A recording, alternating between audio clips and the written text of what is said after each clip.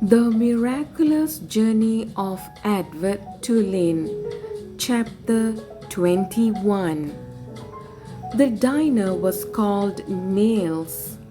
The word was written in big red neon letters that flashed on and off. Inside, it was warm and bright and smelled like fried chicken and toast and coffee.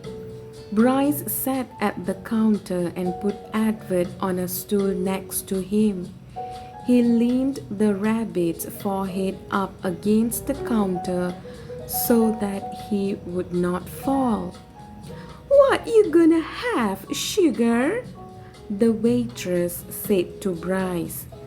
"Give me some pancakes," said Bryce, "and some eggs, and I want steak too. I want big old steak and some toast and some coffee." The waitress leaned forward and pulled at one of Edward's ears and then pushed him backward so that she could see his face. "This your rabbit?" she said to Bryce. "Yes, ma'am. He is mine now. He belonged to my sister." Bryce wiped at his nose with the back of his hand. "We are in show business, me and him." "Is that right?" said the waitress. She had a name tag on the front of her dress.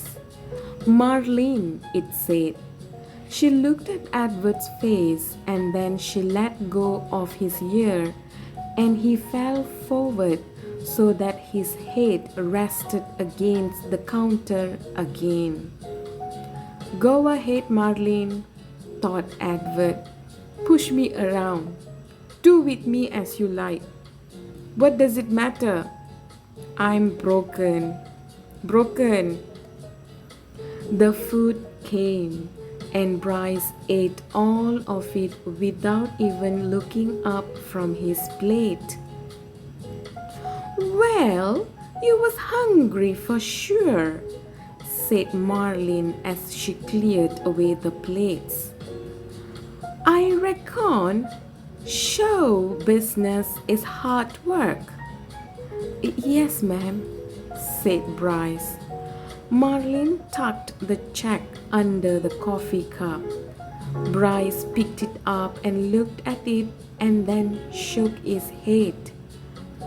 "I ain't got enough," he said to Edward. "Ma'am," he said to Marlene when she came back and filled up his coffee cup, "I ain't got enough." "What, sugar?" I ain't got enough money." She stopped pouring the coffee and looked at him. "You are going to have to talk to Neil about that." Neil, it turned out, was both the owner and the cook. He was a large, red-haired, red-faced man who came out of the kitchen holding a spatula in one hand. "You came in here hungry, right?" he said to Bryce. "Yes, sir," said Bryce. He wiped his nose with the back of his hand. "And you ordered some food and I cooked it and Marlene brought it to you, right?" I reckon," said Bryce. "You reckon?" said Neil. He brought the spatula down on the countertop with a thwack. Bryce jumped. "Yes, sir. I mean, no, sir." "I cooked it for you," said Neil. "Yes, sir," said Bryce. He picked Edward up off the stool and held him close. Everyone in the diner had stopped eating.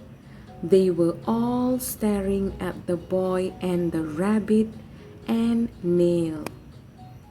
Only Marlin looked away.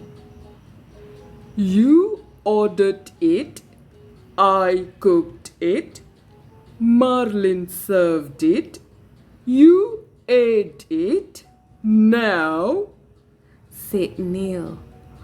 I want my money.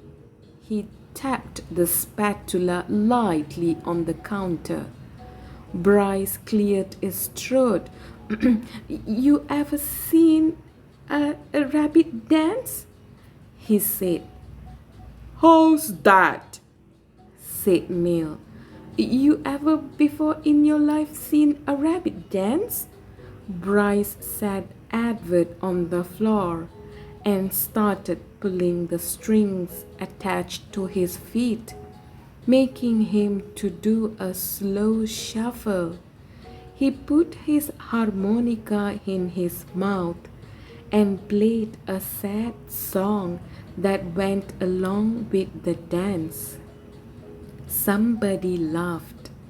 Bryce took the harmonica out of his mouth and said, he could dance some more if you want him to. He could dance to pay for what I ate.